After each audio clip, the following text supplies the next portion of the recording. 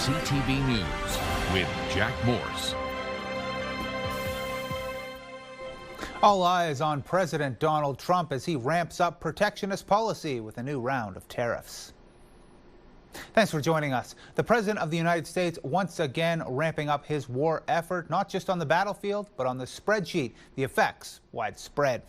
CTV's Rob Cooper joins us live tonight with more on these latest threats and what they mean for our community and local business. Rob? Yeah, Jack, the Trump administration says the new measures are in response to provincial bans on U.S. liquor, Canada's supply-managed dairy system, and of course quotas on certain U.S. vehicles. And again, the economy thrown into a tizzy. The first set came around with aluminum and other goods. We were affected with our hops and our aluminum cans. We didn't take up our pricing on our beer at all, and we ate the difference. Greedon Lau at Quayle's Brewery in Oromadonte says the newly announced tariffs by President Trump is sitting in the back of all business owners' minds here at home. Always a concern. We've got a good supply of cans right now, so we're okay. But as the expression goes, we'll cross that bridge when we get to it. The new tariffs are expected to come into effect in mid-August, and the president says they're intended to level the playing field amid what he calls Canada's discriminatory treatment of crucial American exports like cars, alcohol, and dairy. Upwards of $20 billion of Canadian goods are going to be tariffed 50% coming from Canada to the U.S. Ashley Kalin is an international trade consultant with Peacock Tariff Consulting in Aurelia. She says the latest threat by President Trump could be devastating for many. It's going to significantly affect Canadian businesses. Margins are going to collapse if this goes through. Jeff Lieben is the chair of the District of Muskoka. He is also an economist who's watching how things play out very closely. Yeah, 50% tariff obviously makes our products very, very expensive in the U.S. You know, when it's 10 or 20%, there's some offset with the currency difference, for example. And I've heard that from industries in Simcoe County and Muskoka that Canada's currency advantage, our dollar, has helped offset this. Unfortunately, when you get to 50%, that math just isn't going to math anywhere. Tariff consultants seem to agree this may be a tough time for many Canadian businesses with little relief in sight for the short term. Tariffs go up in an elevator and come down the stairs, so we will be incurring this for quite some time. This can turn the lights off for many, many Canadian business owners.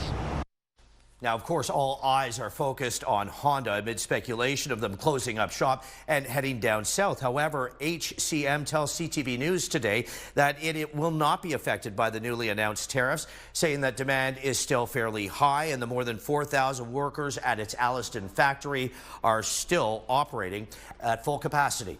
Reporting live in Barrie, I'm Rob Cooper. Jack, let's go back to you in the newsroom. All right, thank you, Rob.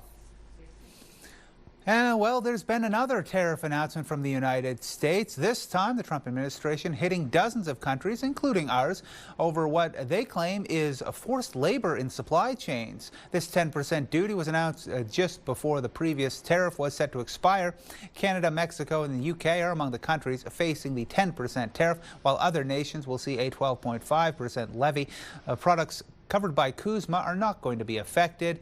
This is on top of separate tariffs already placed on Canadian sectors like steel, aluminum, and autos. More details have been released by Barrie Police after the discovery of a woman's body on a popular beach. Officers called to Tyndale Beach around 2:30 yesterday afternoon, where a body was seen in the water. At the time, there was a day camp at the park. They were escorted to a nearby Dock Road until their parents could come pick them up. The deceased has been identified as a 61-year-old woman from Barrie, reported missing earlier that day. Her death is not considered suspicious. Closing arguments heard in a Newmarket courtroom today. The end of a murder trial for Mackenzie Gill, accused of killing her former boyfriend inside his apartment 2 years ago. Gill says it was self-defense. The Crown says she was looking for revenge. And now a warning. This story has details of intimate partner violence some viewers may find disturbing. CTV's Mike Arslidis reports. Defense lawyer Sharif Foda argued Mackenzie Gill was facing an imminent and violent attack from her former boyfriend inside his Newmarket apartment 2 years ago, when Gill grabbed a steak knife and stabbed and killed Blake Bibby in an act of self-defense. Foda telling the court Gill, who had been beaten and terrorized by her abusive boyfriend over the course of their tumultuous 2-year relationship, picked up the knife from the kitchen counter and in a reflexive reaction drove a single stab wound into Bibby's heart, defending herself from what she perceived was an imminent assault by her violent drunken partner. Gill, who was on trial for second-degree murder before Justice Vanessa Christie, testified she believed Bibby was going to kill her on the night of July 14, 2024, following a day of alcohol-fueled arguments at his apartment, when she claims he rushed towards her after Gill told him she was leaving. Gill testified Bibby previously strangled her on several occasions. The court heard of a toxic relationship that included allegations of physical and psychological abuse, with criminal charges being laid against both Bibby and Gill. Their photographed scars and wounds showing the results of their fights. Bibby and Gill were ordered to stay away from one another, but defied those orders. The Crown told the court Gill wanted vengeance against Bibby. She was struggling with built-up anger and animosity that reached a critical point when she murdered Bibby, because she had, quote, had enough of his demeaning taunts and comments that included bragging about being with other women. This was the last straw, argued Crown Attorney Brian McCallion, who said Gill was misleading during 911 calls that night. I think he got into a fight.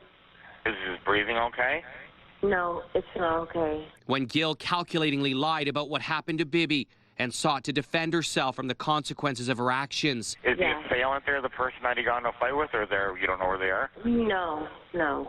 Gill was seen leaving the apartment after stabbing Bibby, who was later found bleeding on the bathroom floor. The court heard from an expert in intimate partner violence who testified Gill showed obvious signs of post-traumatic stress disorder and appeared to be the victim of an abusive partner who made her fear for her safety while emotionally and physically harming her. The judge must now decide whether Gill is guilty of murder, manslaughter, or not guilty if she acted in self-defense when killing Bibby. Justice Christie is expected to deliver her decision in August. Mike Arsleedy, CTV News, Newmarket. Police are searching for 3 people after a break and enter in Bracebridge this week. It happened around 9:30 Wednesday evening, a building on Entrance Drive near Queen Street. Police say 3 suspects broke a window to get in. It's unclear what was stolen, but anyone with information is asked to call police. If you have a summer road trip planned, well, you might want to reconsider. Gas price analysts are predicting costs go as high as $1.90 a litre this time next week. Prices are set to rise overnight as well. CTV's Sean Leathong reports. When filling the tank, the price is once again going up and up. The gas prices are crazy. At this Mississauga gas station, frustration can be measured. On a scale of 1 to 10, 10 being horribly upset, 7.5. I would go 10. Over the last 18 months, the average price per liter for gasoline went from a low in the 120s back in early January to a spike in late February at the start of the U.S.-Iran war, topping $1.90 a liter. And with more attacks in the Middle East, the price is once again rising. 3-cent increase overnight, going from 181.9 to 184.9. And if you need diesel, now's the time to buy it because it's up 8 cents a liter to 226.9. Dan McTeague from Canadians for Affordable Energy says wars are a huge factor. There's little doubt that the shortage in gasoline and diesel is very apparent. As the price of gasoline is going up, along with jet fuel, comes more concerns over the cost of shipping and the price of groceries, contributing to larger inflation. It's just this economic cycle we're stuck in where, gas prices are the baseline and just continue to feed economic sort of frailty across the entire ecosystem of our economy. Where you're spending extra on gas, you got to make cuts in other areas. So if your kids are doing sports, if you're planning that vacation, these things are all affected. I can remember very clearly pulling up here just after COVID started, and gas was 72 cents a liter. From a low of 72 cents during pandemic lockdowns, the all-time high came in 2022 with prices topping $2 a liter. Now, McTeague says the concern is that the current upward trend could see prices back in the $1.90 range in just over a week. Sean Leathong, CTV News, Toronto. Now, despite the cost of gas, you can tell by this live look from our tower cam at High Road 400. Plenty of people headed up to Cottage Country, crossing over Esso Road there. Now, many of those people will be headed north for the weekend, but some of them, I think, might be coming to Barrie for tomorrow's Troubadour Festival in the downtown. Mike Lang is here now in the downtown. We were just talking about with our first look at weather. Mike, how's it looking down there? Well, Jack, we are live from literally inside the stage here at Meridian Place in downtown Barrie. There's plenty of sunshine, not much cloud, not too much humidity, but it is going to warm up in the coming days. First, let's take a look at your weather. First look at your weather brought to you by your graveldrivewayguide.com, your local gravel driveway expert. Current temperature 24 degrees, light winds out of the southeast sitting at 9 kilometers an hour. And again, not much cloud in the sky at the moment. Temperatures around the region right now, 24 degrees in Aurelia, 25 in Gravenhurst and Algonquin Park, 25 in Alliston, and 24 degrees in Collingwood. Let's take a look now at your satellite radar for this evening. Not much activity going on. Again, a very clear night just like it was last night, but we will be keeping a close eye on two systems, one below us and one above us, not for tonight, but possibly for tomorrow. We'll have a little bit more on that coming up with your full forecast, as well as an interview with a production team member right here at Meridian Place as we get set to kick off night 2 of the Troubadour Festival Summer Concert Series. Back inside to you, Jack. All right, Mike, we'll look forward to coming back to you. Turning to the wildfire situation, no new fires reported in the last 24 hours, and the number of active fires in the province has dropped slightly. There are 177 wildfires burning in the north, down from 180 yesterday. The fires have displaced more than 1,800 people. First Nations making up 12 of the 13 communities evacuated. Now, in our region, the fire danger ratings continue to fall, downgraded to moderate across Muskoka. In Simcoe County, Beausoleil First Nation has gone from extreme to moderate. That's where most of the municipalities are, except for Innisfil, Springwater, and Wasaga Beach, all still at high. The Simcoe-Muskoka District Health Unit are across the region today, part of the annual West Nile virus testing program. We set up mosquito traps and we do larval dipping, and the goal is to monitor for mosquitoes. We collect the mosquitoes and then send them off to the lab for testing. We look at what type of mosquitoes are in the area and if the mosquitoes have West Nile virus. West Nile virus typically spreads from infected birds to mosquitoes. The health unit says the risk is highest in late summer. The virus can cause serious illness in older adults and people with chronic conditions. They're looking for where mosquito larvae might be breeding, so that's what they do for dipping. And the mosquito trapping is, again, for surveillance, so we kind of have an idea of the type of mosquitoes we have in the area. The health unit says they're seeing normal levels for the time of the year here, but they still urge you to take protective measures. Bug spray, light-colored clothing, getting rid of standing water around your property, and making sure your window screens are in good condition.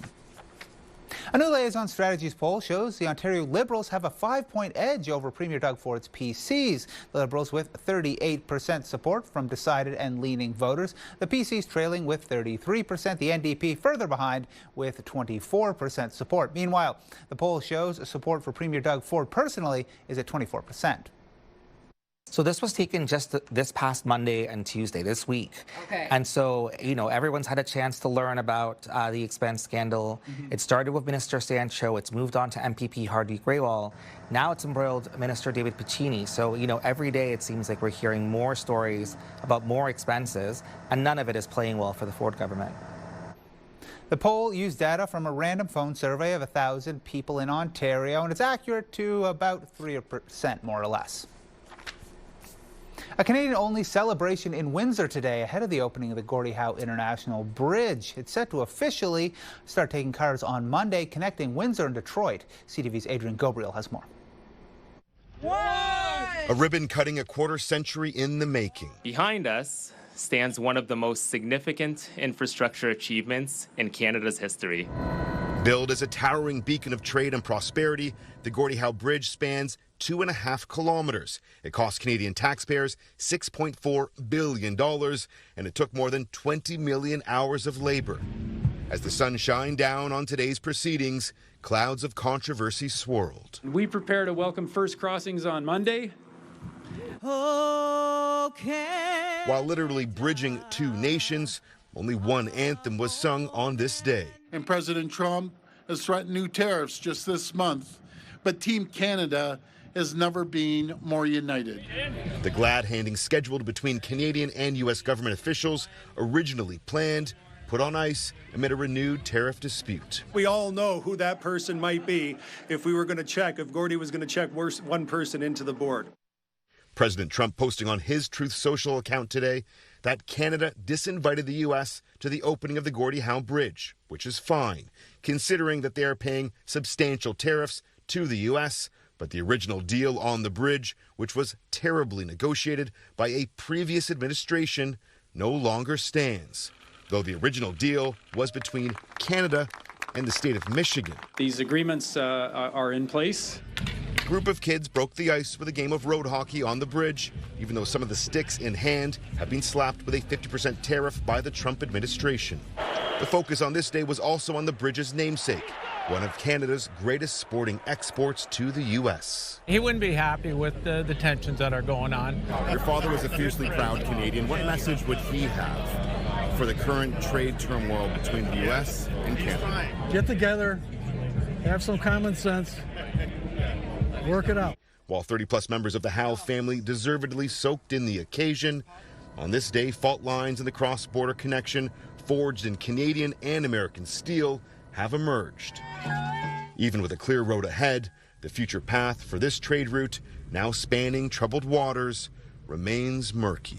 The contentious crossing is finally scheduled to open to cross-border vehicle and pedestrian traffic this coming Monday. Adrian Gobriel, CTV News, Windsor, Ontario. Back here at home, a special gathering is happening in Barrie right now to celebrate young people in the community.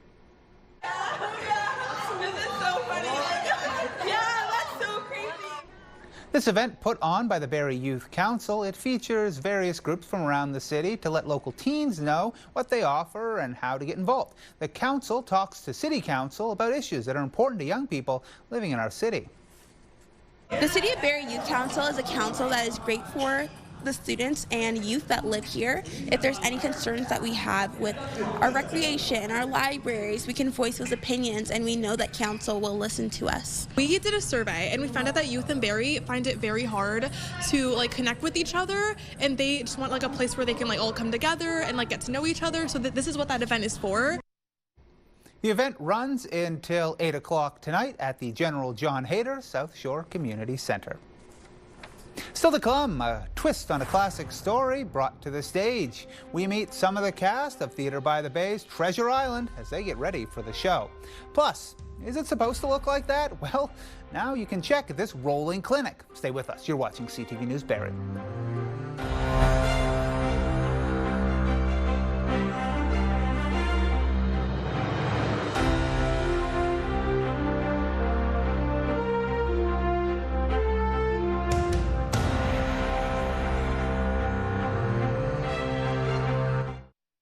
Presented by Paul Sadlin Motors. Music, it's a small community, so when something's really good, we all want to be part of it. We have an amazing music scene here. Having people come together in community, listen to some amazing local artists, brings the downtown alive. It brings our city alive. Troubadour Festival 2026 is going to be off the hook. We've got the Watchmen, Bahamas, going to be great.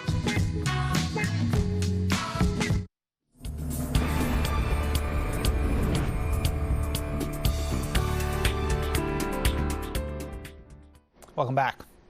A line of umbrellas stretched through a local parking lot. Dozens of people keeping out of the sun, waiting to get checked for skin cancer. You'll see the text message, and it gives you about a 10-minute head up. It's going to say you're next in line. Please come back. The Mole Mobile rolled up to the Walmart Plaza in Orillia, offering free cancer screenings amid a dermatologist shortage in the region and across the country. Many who lined up either didn't have a dermatologist to go to or had long wait times for a chance to be seen. You'll get a text that says you're next in line. Okay, thank you. I've just been successful in getting a dermatologist, but that's in another city. I don't like the fact that we have to wait 6 and 8 months to see a dermatologist. By that time, you could be full-blown cancer. Oh, this has been overwhelming. I came here at about 9:30 this morning. We already had 100 people lined up. The first person was here since 7:30 in the morning. The second person drove 400 kilometers to see us. Officials say 35 people were screened in the first 2 hours. And for those who didn't get a chance to head down today, the Mole-mobile will be back at the Walmart on Bayfield Street Saturday and Sunday from 10 to 4. It's a new twist on a classic story that defined pirates in popular culture. Come back to the ocean. Legs are packed, come back to the ocean. That's from the dress rehearsal for the Theatre by the Bay Young Company production of Treasure Island. It's a professional show, but it's also a chance for young performers to show their stuff. Treasure Island! Maybe it's a story you've heard 100 times, but you definitely haven't heard it this way. Bye-bye to singing the bride. We used to do musical theater duets when we were competitive dancers, and now to be in a musical together as like grown-ups is amazing. It's really cool. Yeah, this has been such a great experience, and getting to do it with you is the best thing ever. That's what we are. It's great to reconnect with some of my roots in Barrie and also be around some people that, you know, I grew up with and love dearly. That opportunity to work with some amazing people, both the crew and the cast, to deliver an awesome show. If you want to see this show, it runs August 19th to 29th at 5 Points Theatre in Barrie. A Muskoka woman will be going for another long-distance swim this weekend for a critical cause. Joy Jarvis doing her 4th annual swim on Lake Vernon Sunday for the Huntsville Hospital Foundation Raise Muskoka campaign. The 67-year-old will be swimming 9 kilometers to raise money for the new hospital build. As of this afternoon, she's raised nearly $4,000, almost halfway to her $10,000 goal. We're so grateful to Joy for making a splash for Huntsville Hospital Foundation and raising funds for our hospital. Joy's been doing this. This is her 4th year raising funds for the foundation, and she's raised almost $21,000 so far. So go Joy. Joy tells us it's important for her to help her neighbors in Huntsville, and she's overwhelmed by the support they've shown her. A canoe, the canvas for a Canadian artist inspired by Tom Thompson's work, is now on display at the OPP detachment in Huntsville. The painted canoe, titled Peace, was created for the 2023 Canoe Mural Project by the Huntsville Festival of the Arts. The initiative featured artists painting live interpretation of Thompson's work, sharing Indigenous stories, culture, and teachings through public art. And a traditional smudging ceremony was held to bless the piece. The artist says it also serves as a tribute to the children lost in residential schools. For information on all our local events, along with our other stories, you can go to our website. That's where you can watch our news live online and find all of our local stories and breaking news as it happens. Just head to ctvnews.ca/Barrie or scan that QR code on your screen now. Still to come, a look at what you can expect at tomorrow's Troubadour Festival. But first, let's check in with Mike over at Meridian Place in downtown Barrie. Back here live right next to the stage in downtown Barrie, where in 26 hours from now, the Watchmen will rock the city of Barrie into the night. It's the calm before the storm right now, but will it also be the calm before the storm? We'll find out after the break. But first, let's get to our campfire report right now. Campfire report brought to you by Presler Injury Lawyers. Call 1-800-JUSTICE. In Muskoka, the rating is moderate across the district. Simcoe County, most municipalities are at moderate. Innisfil, Springwater, and Wasaga Beach remain at high. Let's get to our weather watcher for this evening now, brought to you by Brooklyn. It's a nice picture of some sun in the sky with a little bit of grass. Thank you for sending that in. Brooklyn will be getting a lot of those this week. You're watching CTV News Barrie. Hey, it's Martin and Steph. And next week, we have a full week of giveaways for Guns N' Roses tickets. Yeah, not only Guns N' Roses, we also have tickets to give away to see Letterkenny live at Casino Rama Resort. Full week of fun. You got to tune in to win. Picture this. Brought to you by Bounce 1041 and Pure Country 106.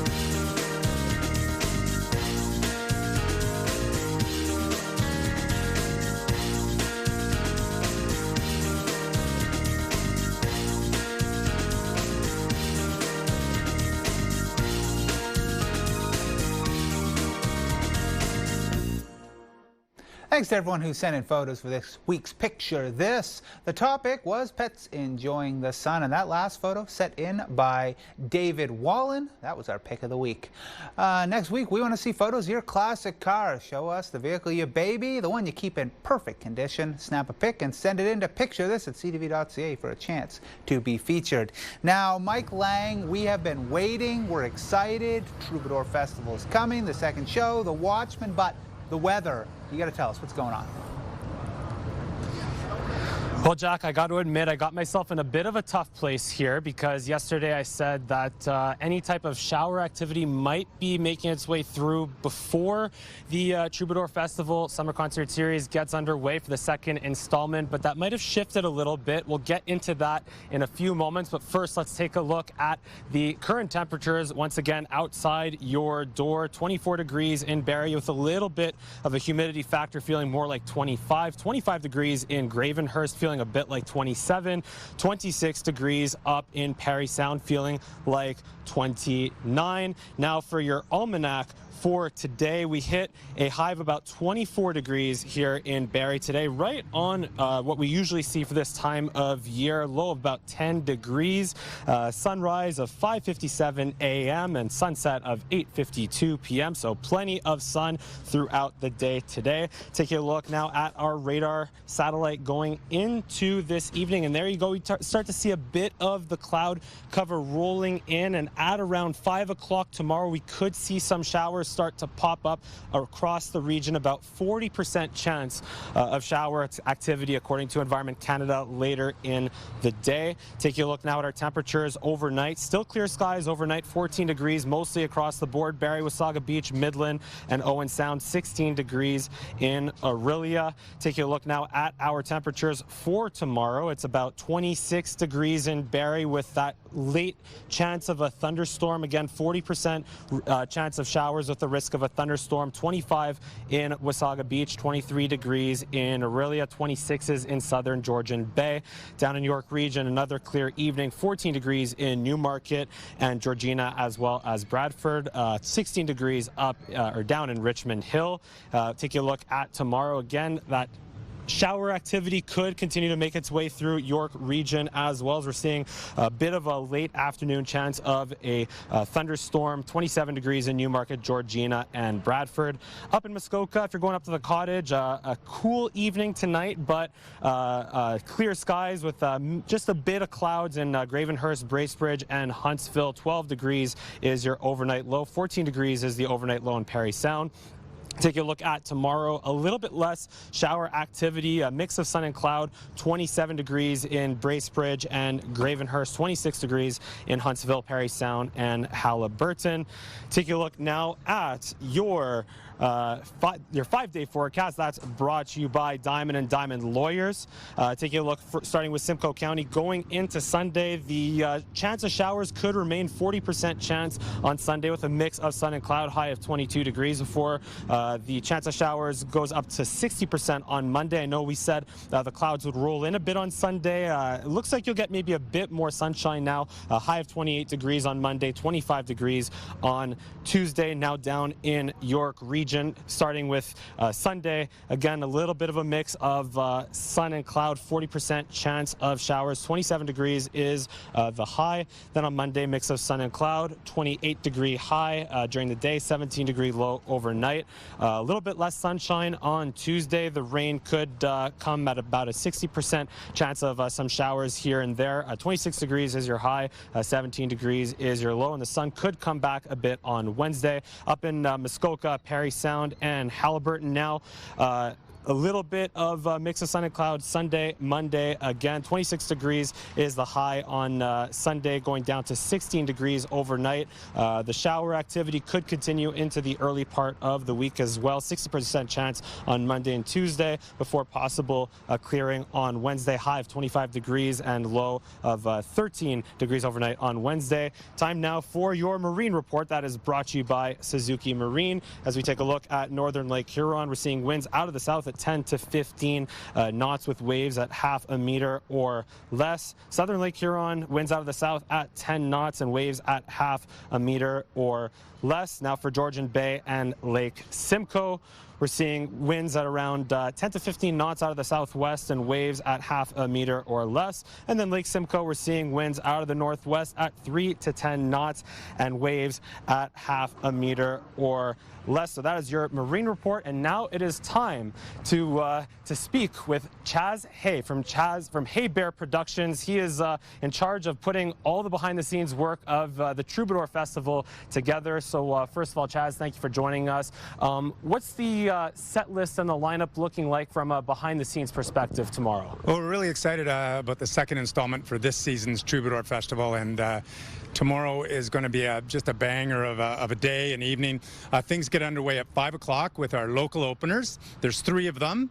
I've heard them all, and they're fantastic, so get down here early.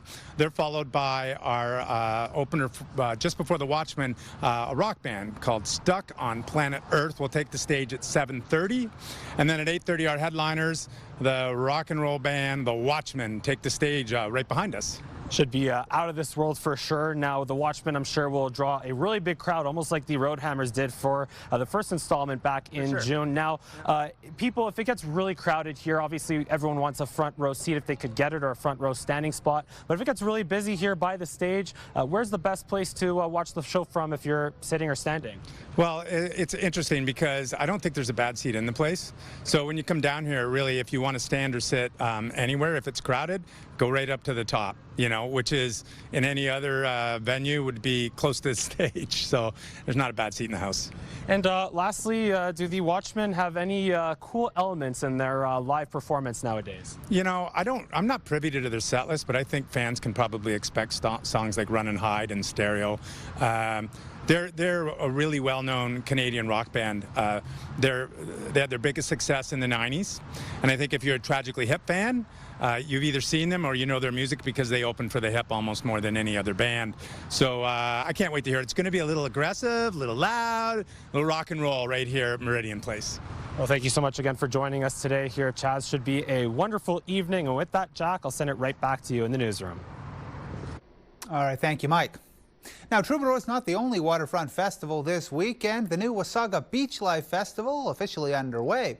It has beachfront concerts and midway rides, along with Beach Area 1 and 2, right through until Sunday. Tribute bands take the stage tonight and tomorrow night. The midway is open daily from 2 to 5 and then from 6 to 11. The event also features food trucks and a beer garden. Still to come, pushing back on Conservation Authority cuts, advocates voicing their concerns on the province's plan to amalgamate from 36 to just 9. Plus, we'll recap tonight's top stories. You're watching CTV News Barrie.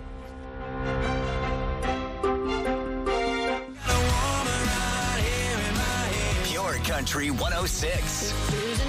Central Ontario's home for the best country music. After all the bars are closed. Listen to Pure Country 106 on the free iHeartRadio app.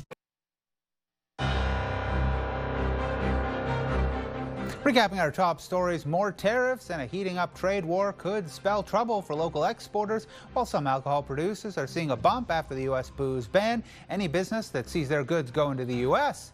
could see those margins disappear. A judge now deliberating on whether Mackenzie Gill acted in self-defense when she killed her boyfriend Blake Bibby during an argument at his Newmarket apartment 2 years ago. She says she feared for her life. The Crown says it was an act of revenge against Bibby.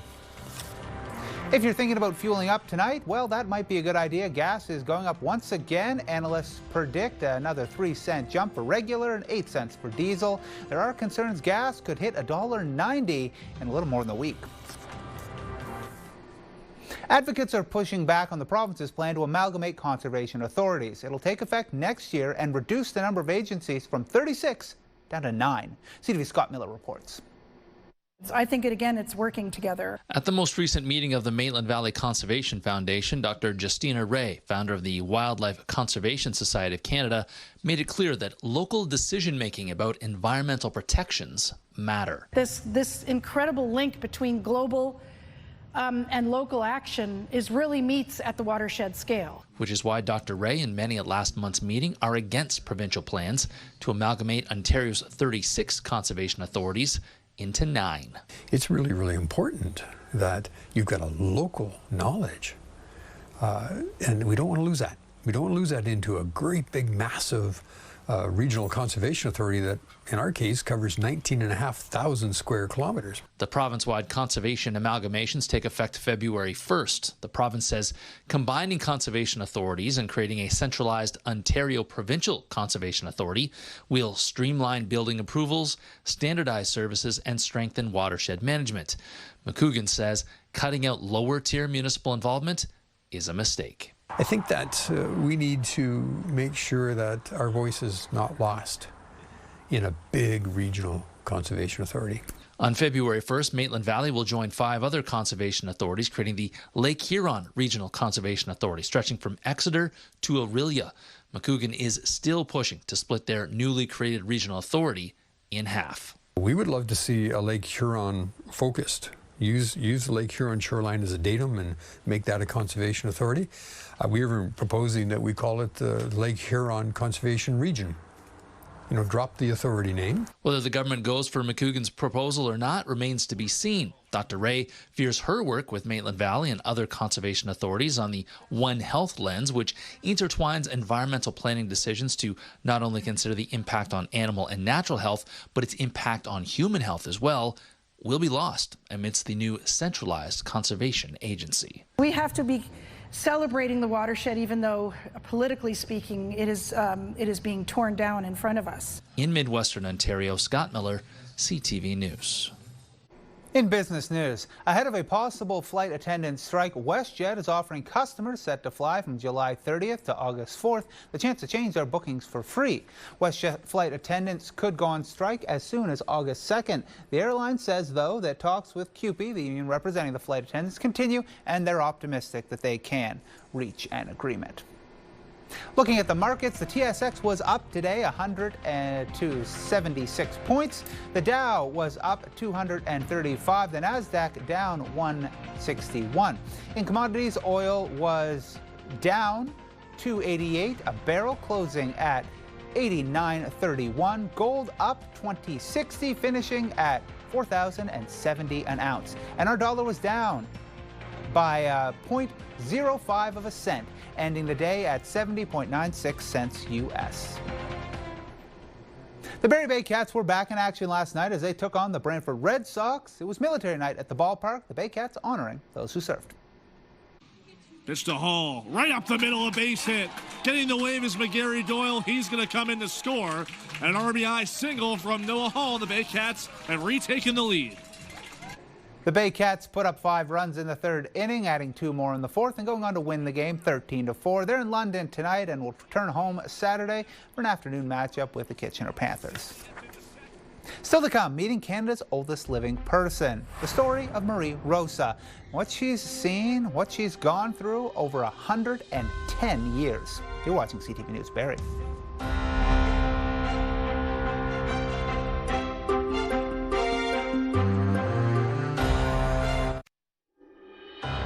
Taking a look at your primetime lineup for tonight. At 8 o'clock, Leverage Redemption. At 9, The Librarians, The Next Chapter. At 10 o'clock, Criminal Minds and CTV News at 11.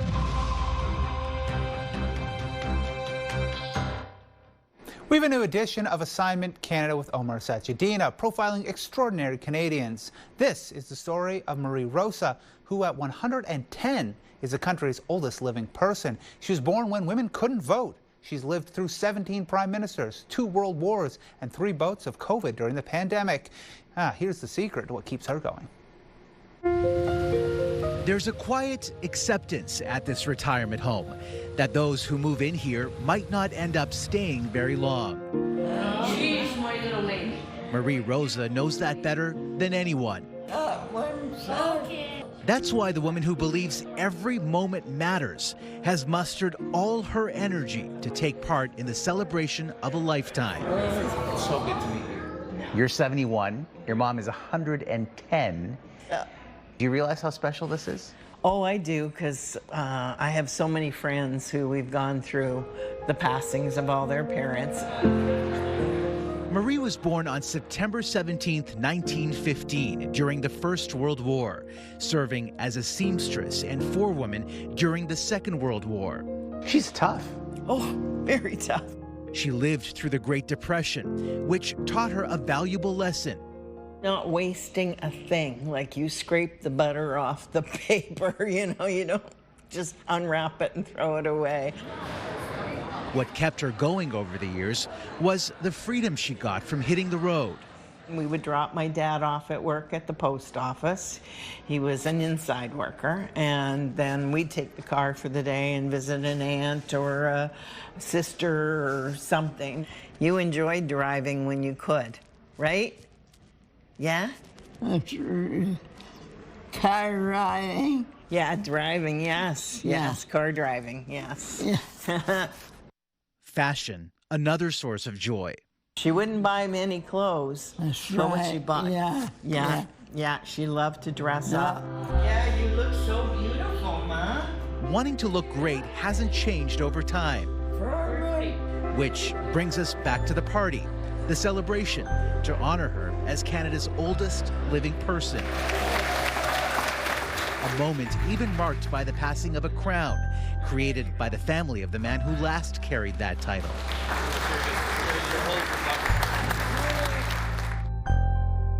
Bert Sisler died in April. His son says his father shared Marie's commitment to making things count. They're the ones that straighten nails and use them again. You didn't waste anything.